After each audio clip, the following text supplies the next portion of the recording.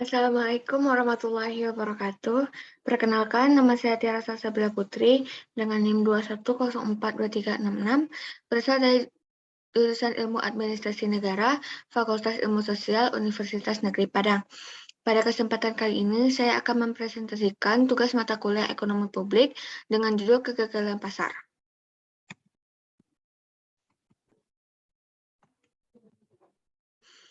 Kegagalan pasar terjadi ketika pasar gagal mengalokasikan sumber daya secara efisien.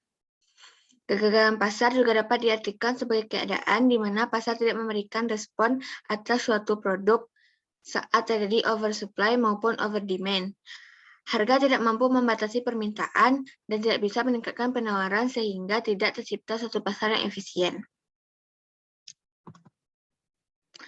Dalam banyak hal, terjadi kegagalan pasar disebabkan karena biaya transaksi, sebab transaksi pertukaran bukanlah tanpa biaya. Misalnya saja biaya untuk memperoleh informasi, biaya tawar-menawar, biaya untuk melakukan kontrak, biaya dalam perencanaan, dan sebagainya. Bagi konsumen, untuk memperoleh informasi mengenai kualitas suatu jenis barang yang akan dibeli memerlukan biaya yang tidak sedikit. Begitu juga mengenai kualitas input yang akan dibeli oleh produsen. Dalam hal ini terjadinya kegagalan pasar, maka pemerintah diharapkan untuk ikut campur tangan agar alokasi sumber ekonomi tercapai secara efisien. Faktor penyebab kegagalan pasar. Yang pertama, adanya common goods. Dasar adanya sistem pasar persaingan adalah adanya hak kepemilikan yang memberikan pemilikan pada setiap individu atas suatu barang sehingga ia dapat mengecualikan orang lain untuk memanfaatkan barang tersebut. Pertukaran pada dasarnya merupakan suatu tindakan untuk memindahkan dari satu orang ke orang lainnya. Untuk beberapa jenis barang, hak kepemilikan kepada suatu individu melainkan diberikan kepada sekelompok masyarakat, misalnya padang rumput milik desa, yang sebaiknya oleh karena manfaat yang tidak dirasakan individu saja, maka tak seorang pun yang dapat menjual hak kepemilikannya. Yang kedua, adanya unsur ketidaksempurnaan pasar. Kegagalan pasar ada ketika tidak tercapainya kondisi Pareto optimal, artinya konsumen tidak bisa lagi menyampaikan tarif marginal substitusi dan produsen menawarkan barang untuk dijual dengan harga yang lebih daripada biaya marginal produksi. Yang ketiga, adanya barang publik.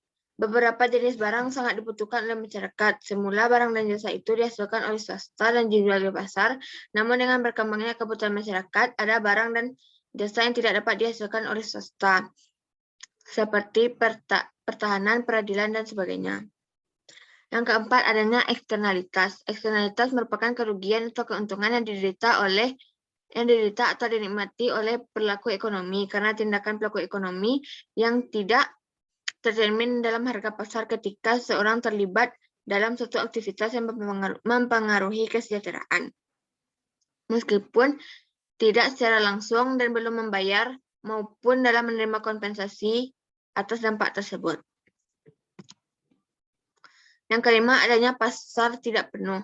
Suatu pasar dikatakan lengkap apabila menghasilkan semua barang dan jasa yang biaya produksinya lebih kecil daripada harga jual yang mampu dibeli oleh masyarakat. Adanya pasar tidak lengkap dipengaruhi oleh beberapa jenis jasa yang tidak diusahakan oleh pihak swasta dalam jumlah yang cukup, meskipun biaya penyediaan jenis jasanya lebih kecil dibanding dengan apa harga jual yang ingin dibeli oleh masyarakat.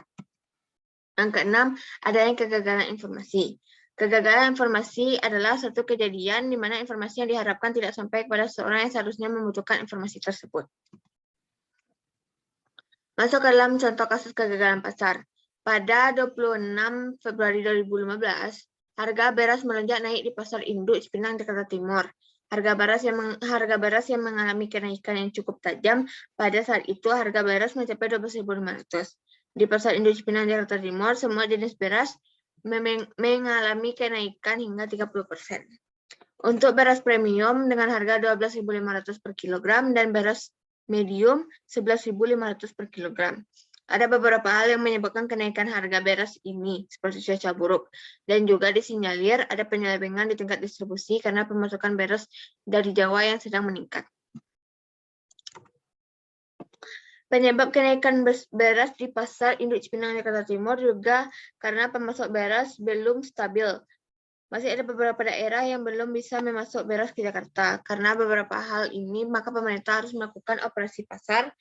Dengan diadakannya operasi pasar ini, maka beras juga mengalami penurunan harga dari harga yang sebelumnya.